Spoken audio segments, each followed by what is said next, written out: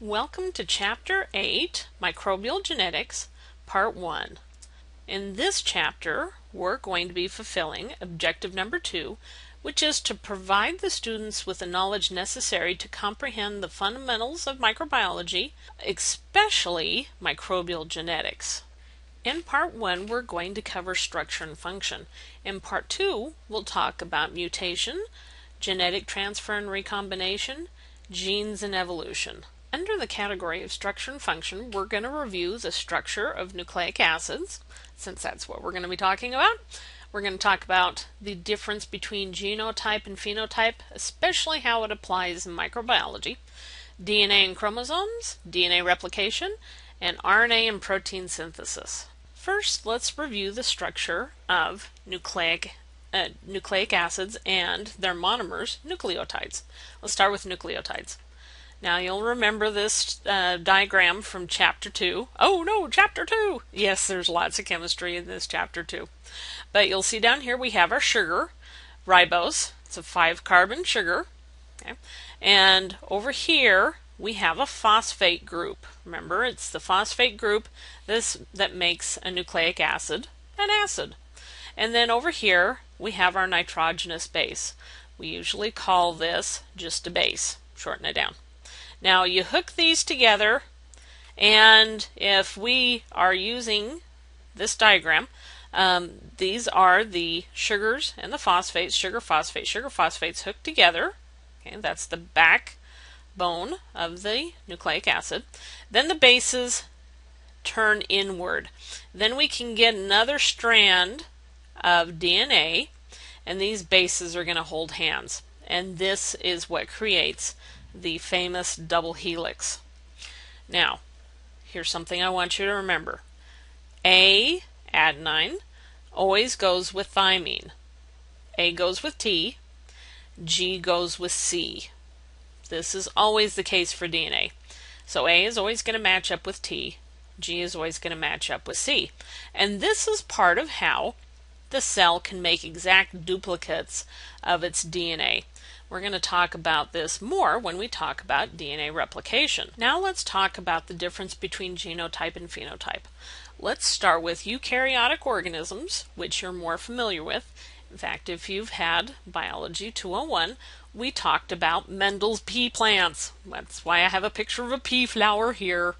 So the genotype in eukaryotes are all the genes that are present in the cell. That is the genotype. The phenotype is what's expressed. Now in eukaryotes you have 2 copies of each gene, generally speaking. Fungi are different. But for most of them you have 2 copies. And so you have a dominant and you have a recessive gene, and the dominant one is the one that's expressed. Well, in bacteria and archaea, they only have 1 copy of each gene.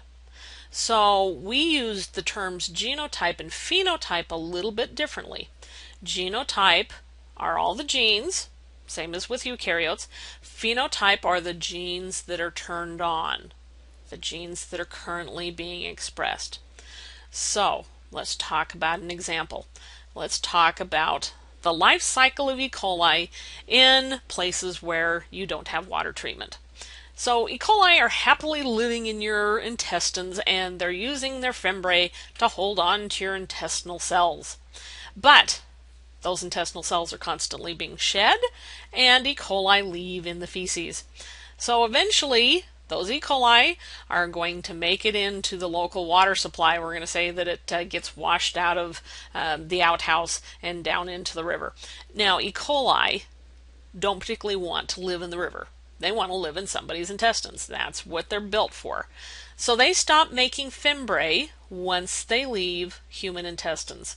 They're floating along without fimbriae, just waiting to be drunk. And once they're drunk, they don't produce fimbriae in your mouth. They don't want to stay in your mouth. They don't want to stay in your stomach. They start producing fimbriae once they enter the small intestine. Then they can grab a hold again. Okay. I hope that hasn't grossed you out too much. But you see the difference between genotype and phenotype. The E. coli that are swimming around in the river have the genes for fimbriae, but they're not turned on. So the phenotype is to not have fimbriae. Once they get into the human intestines, those genes are turned on, and the phenotype is for fimbriae. Now let's talk about chromosomes. Okay, in eukaryotes, chromosomes are linear. Okay, the purple lines are the sugar phosphate backbone, the red lines are the bases holding hands, and in most eukaryotes, fungi excluded, you have two copies, one from the mother, one from the father. In bacteria and archaea, most of the time the chromosomes are circular. You don't have ends. Now this can be handy in certain circumstances, but we're not going to cover that in this class. But what you need to remember, most eukaryotes have linear chromosomes. Most prokaryotes have circular chromosomes. Now from there they get packaged, and we don't really need to worry about that in this class, but let's talk about making a copy of the DNA. We call this DNA replication. Anytime a cell divides, whether it's the cells in your dermal layer of your skin or the prokaryotic E. coli in your gut, every time those cells divide, each cell needs to have a copy of the DNA. Otherwise, they won't know what proteins to make, so you have to make copies. So, when we do this, we split the double helix, so we have a template strand, one that's going to be a copy for the new strand. And we make this new strand by hooking the sugars and the phosphates, phosphates, sugars, phosphate, sugars, phosphate, sugars together. And we always go from the 5' end to the 3' end.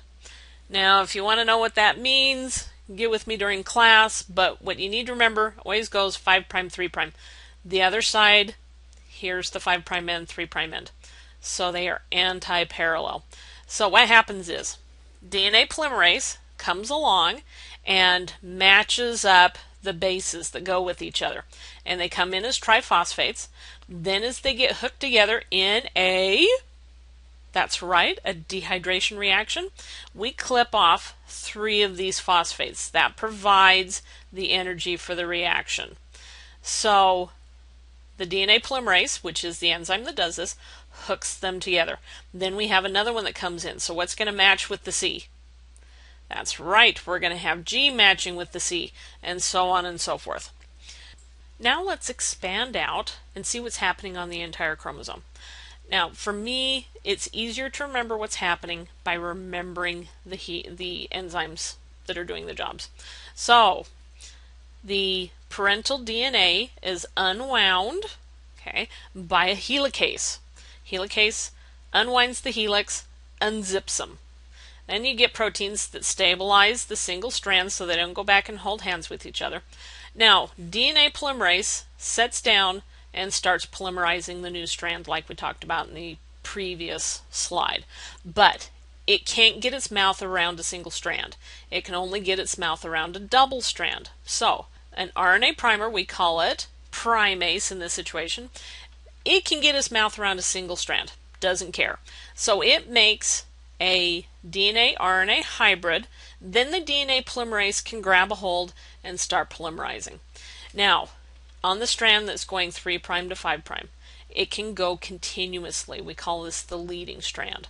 On the other strand, the DNA polymerase keeps running in to previous primers. As this gets unwound, primase comes up, makes an RNA primer, DNA polymerase attaches here, goes down, runs into the primer, falls off.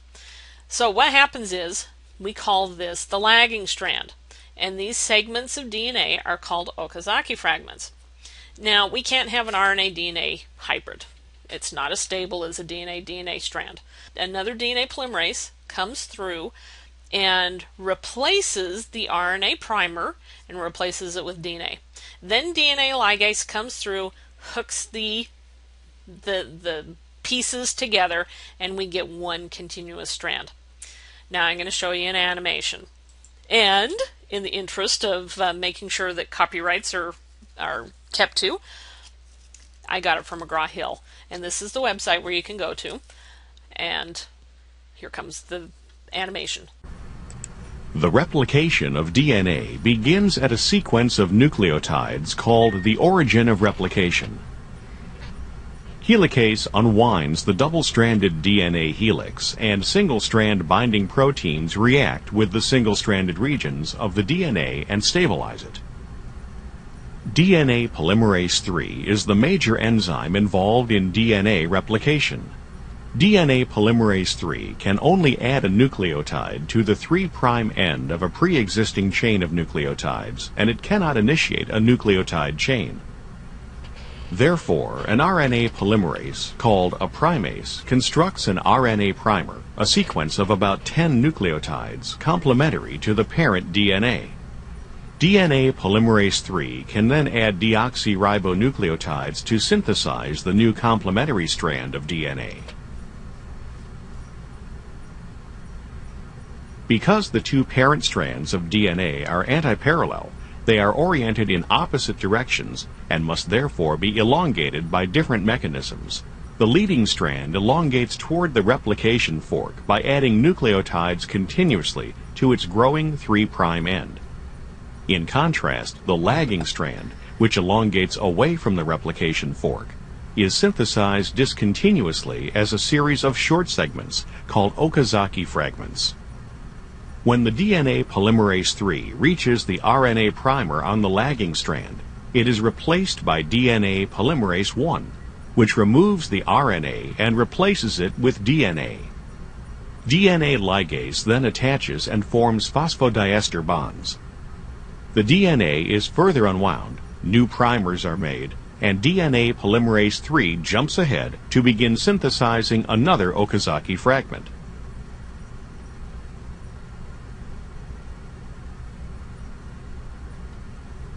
For simplicity, DNA polymerase III has been depicted as separate units, one acting on the leading strand and the other acting on the lagging strand. The current view of DNA polymerase III is that the two subunits function together with the DNA on the lagging strand, folding to allow the dimeric DNA polymerase molecule to replicate both strands of the parental DNA duplex simultaneously. Proteins other than DNA polymerase III are not shown. Okay, so we have a newly divided cell. It's got fresh new DNA, and now it wants to make proteins. That's what bacteria do. That's what cells do. So what we do is we undergo transcription. That's where we make an RNA copy of a DNA template. So in this diagram here, we get an RNA polymerase, and unlike DNA polymerase, it doesn't need helicase to unwind it. For one thing, it's only unwinding a specific portion of the DNA, just one gene. So it sits down, unwinds the DNA, breaks apart the bases, and it makes an RNA copy of the DNA template. Now, one thing you may have noticed, there's a U here. What's the U doing? RNA doesn't have a T, doesn't have thymine.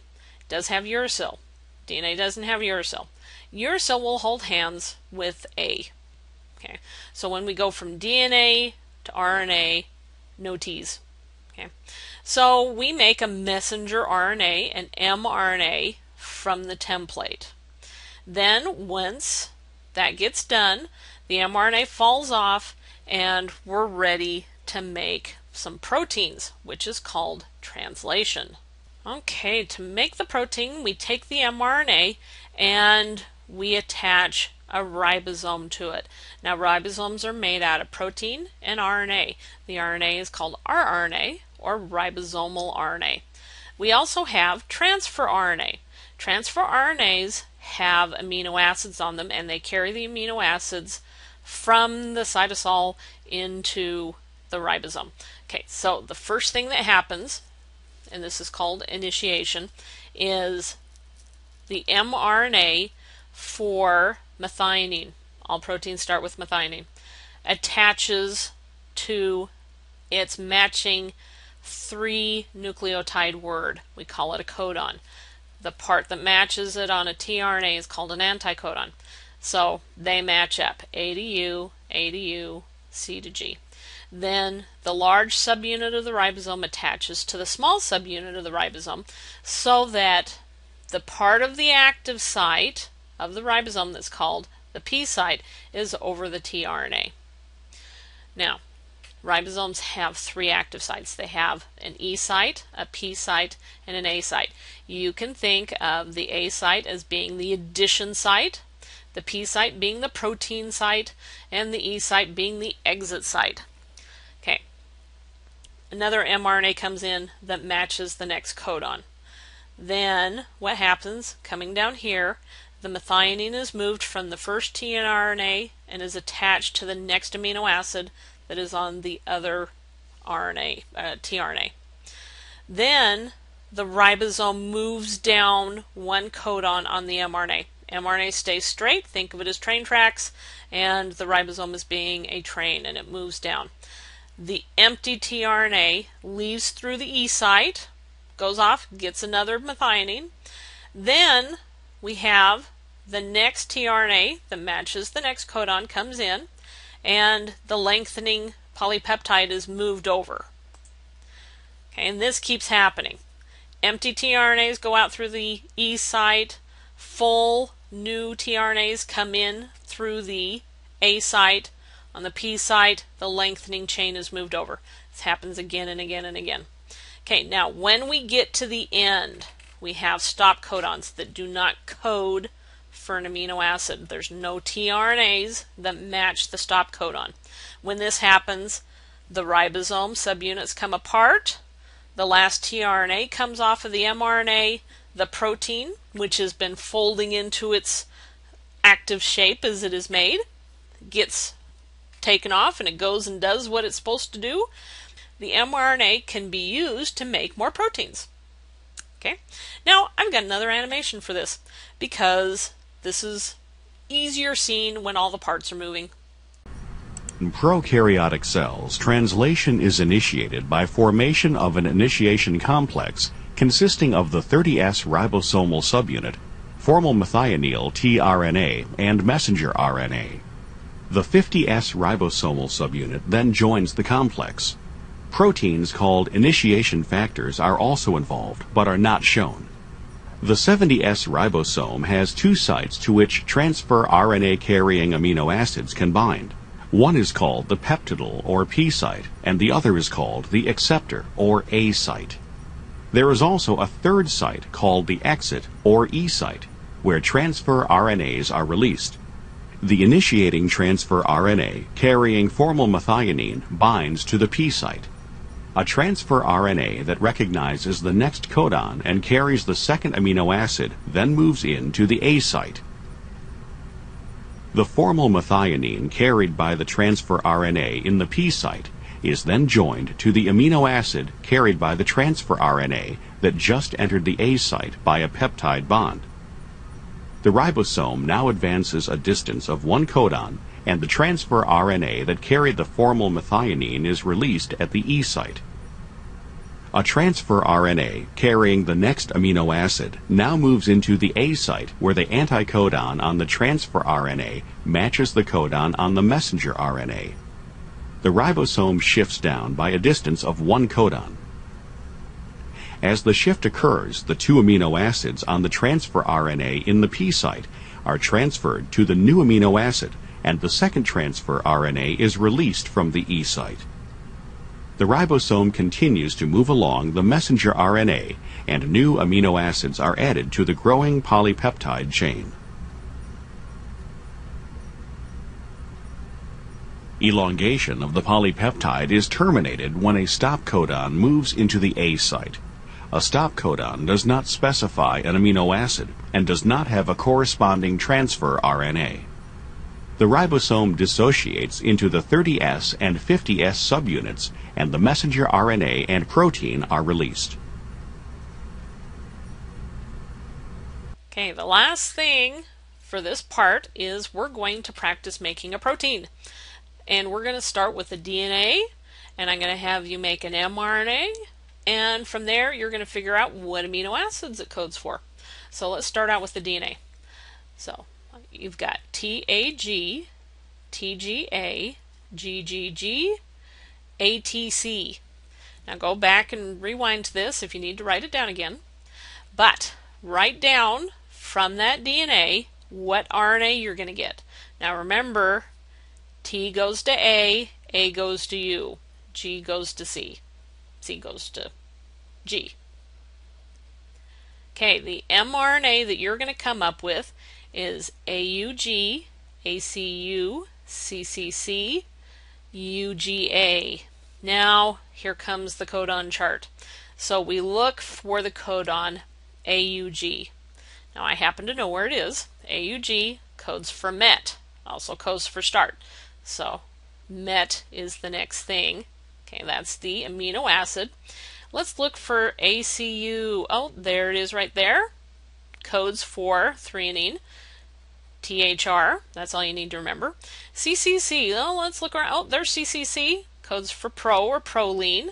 And the last one, UGA, codes for stop. It's a very small protein. Okay, go ahead and practice as many times as you like, and we will be practicing in lecture. Now, if this has seemed like a lot, that's understandable.